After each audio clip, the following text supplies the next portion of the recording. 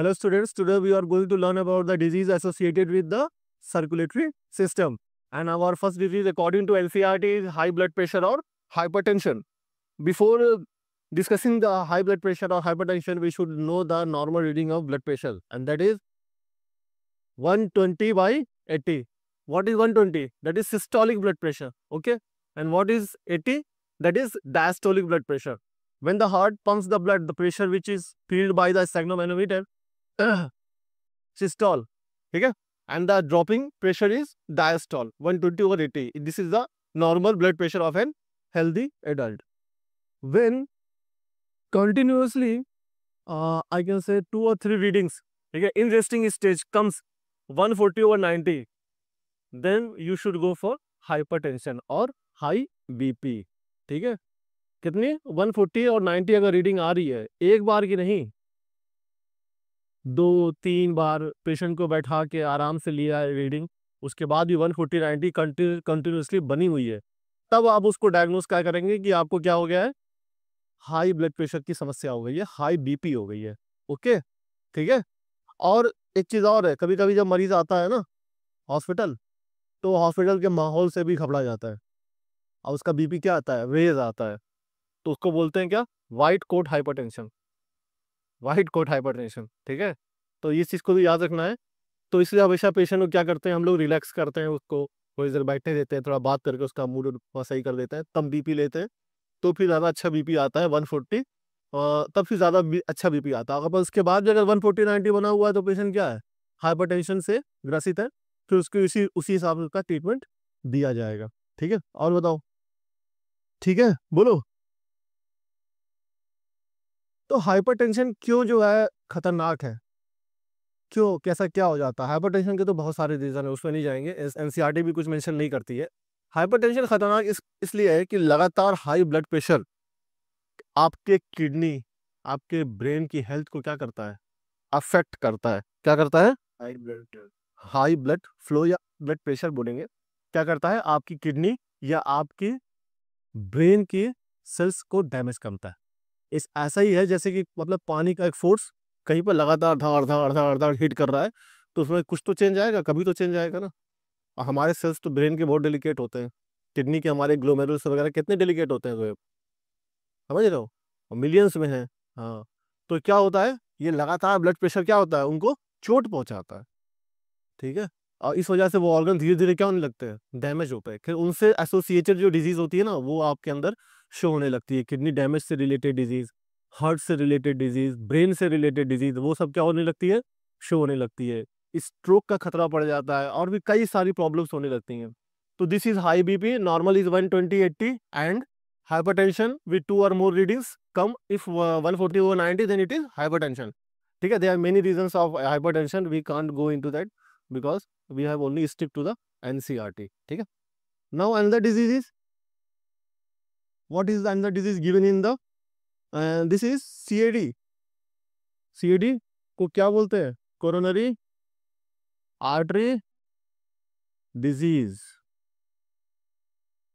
ठीक है, in short CAD. ठीक है, देखो जो हम लोग इतना ज्यादा फैट कोलेस्ट्रॉल वगैरह खाते हैं, उससे क्या होता है, हमारी आर्टरीज में इसका डिपोजिशन होता है. क्या होता है, आर्टरीज में डिपोजिशन होता है. तो एक मेजर जो है डिजीज डेवलप होती है, जिसको हम बोलते हैं आर्टेरियोस्क्लेरोसिस. क्या बोलते हैं, आर्टेरियोस्क्लेरोसिस, जिसमें आर्टरीज के अंदर डिपोजिशन होने लगता है फैट कोलेस्ट्रॉल एंड ऑल का, साथ ही साथ उसमें हार्डनिंग भी आने लगती है.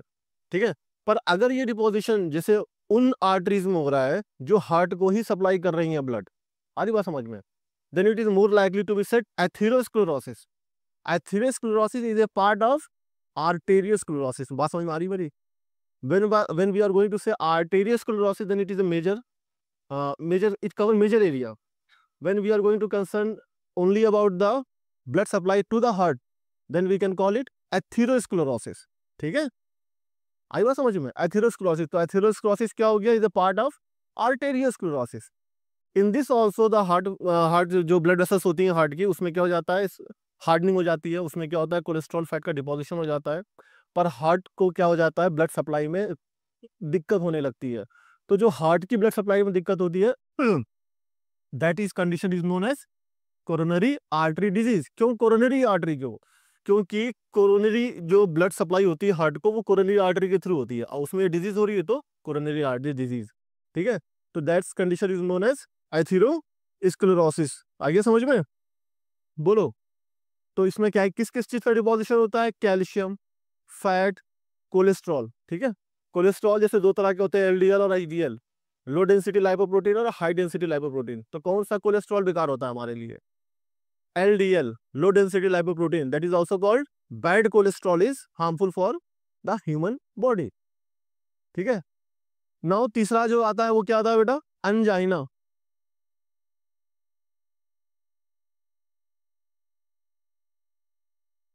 अंजाइना भी एक हार्ट रिलेटेड डिजीज है जिसमें क्या होता है, जिसके सिम्टम जो आते हैं बहुत कॉमन, जिसका सिम्टम आता है वो होता है एक्यूट चेस्ट पेन। क्या होता है, बहुत तेज चेस्ट पेन होता है, स्वेटिंग होती है, आपको मतलब बर्दाश्त नहीं होता है, ठीक है।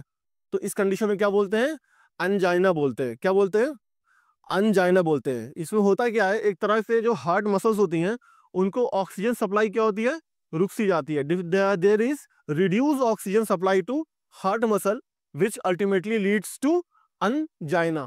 आई बात समझ में, which ultimately leads to angina. तो याद करेंगे इसको, लिखेंगे angina is more commonly in middle age people. ज्यादातर इसमें किसमें होता है, मिडिल एज पीपल में अंजाइना होता है, ठीक है। मिडिल एज पीपल मतलब अबव 30 बिफोर 50 ईयर्स, इन लोगों में क्या होता है, अंजाइना होता है। तो इस तरह से आप इसको याद करेंगे बेटा, ठीक है। ये कंडीशन जो है ये हमारे ब्लड फ्लो को अफेक्ट करती है। Now the last one is called heart failure. आइए, हमारी लास्ट जो बीमारी है वो क्या है, हार्ट फेलियर। सिर्फ उतना ही जानना है जितना एनसीईआरटी में है, बिकॉज एनसीईआरटी में जो है वही क्वेश्चंस नीट में आएंगे, उससे ज्यादा नहीं आएंगे, ठीक है।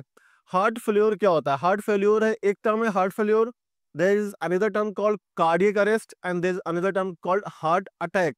We are going to learn the difference and we are also going to memorise with our tricks what is the difference between these three conditions. Okay, now write down the heart failure, ठीक है।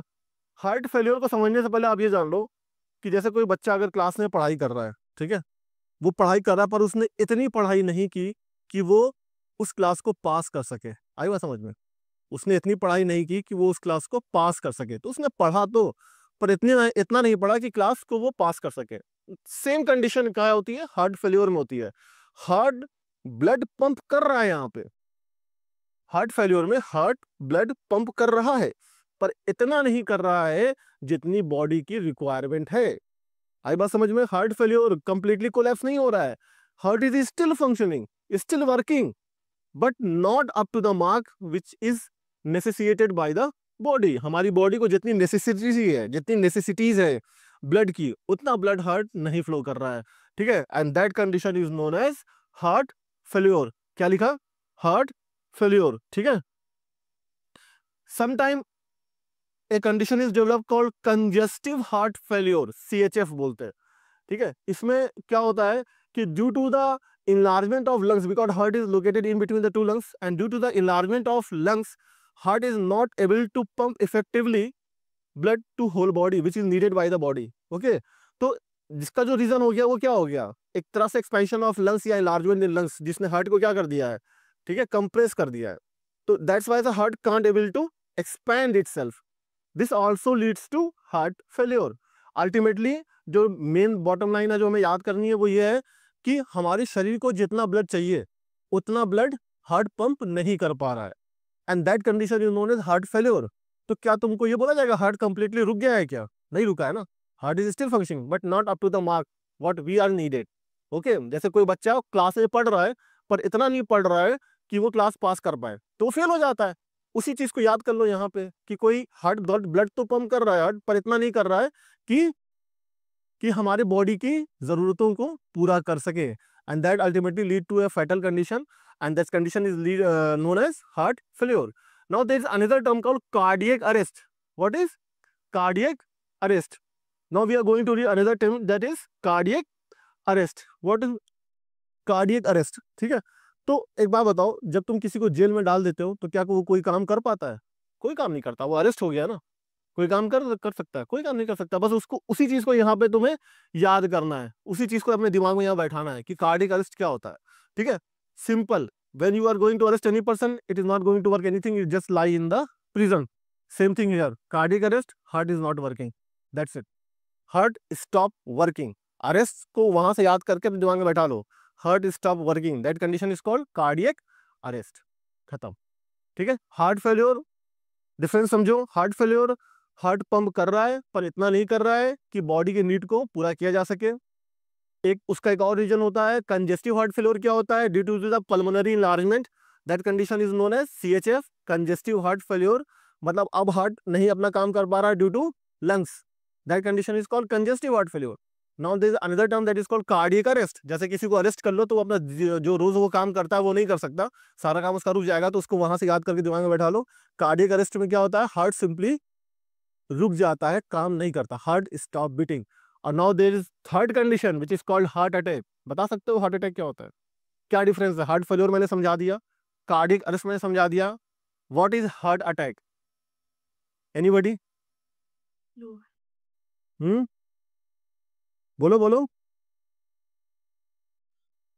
देखो heart attack, अब इसको ना term से relate करो. Failure को मैंने नहीं ब्लड फ्लो कम, वो तो हार्ट फेल्योर वाली कंडीशन है. टर्म से रिलेट करो. मैंने फेल्योर से रिलेट कराया, मैंने तुम्हें अरेस्ट का रिलेट करवाया. अब अटैक समझो. अटैक क्या होता है? कहीं पर भी अटैक का मतलब क्या है? इधर देखो, अटैक का मतलब क्या है? अटैक मतलब हमला. अब कहीं पर भी हमला होगा तो भाई नुकसान तो होगा ना, चीजें टूटे फूटेंगी, थोड़ा डिस्ट्रक्शन तो होगा ना. बस उसी को बेस बना के दिमाग में इस चीज को बैठा लो. अटैक का मतलब होता है डैमेज. क्या होता है? डैमेज. तो हार्ट फेल्योर में कोई डैमेज नहीं है और कार्डियक अरेस्ट में कोई डैमेज नहीं है, पर हार्ट अटैक में क्या होता है? डैमेज हो जाता है. किसका? हार्ट मसल्स का, due to insufficient supply of oxygen. आई बात समझ में? Due to insufficient supply of oxygen क्या होता है? हार्ट मसल्स डैमेज हो जाती हैं, and that condition is called heart attack. Clear है? नाउ हार्ट फेल्योर क्लियर है तुम्हें, कार्डियक अरेस्ट क्लियर है, और हार्ट अटैक क्लियर है. ठीक है, ये तीन इसी में है. ठीक है, हार्ट लास्ट वाली डिजीज में, हार्ट फेल्योर में ये तीनों डिफरेंस है. क्वेश्चन इसमें आएगा, अच्छा क्वेश्चन बनेगा डिफरेंस को अगर लेके चलेंगे तो. There is another disease called angina, then that is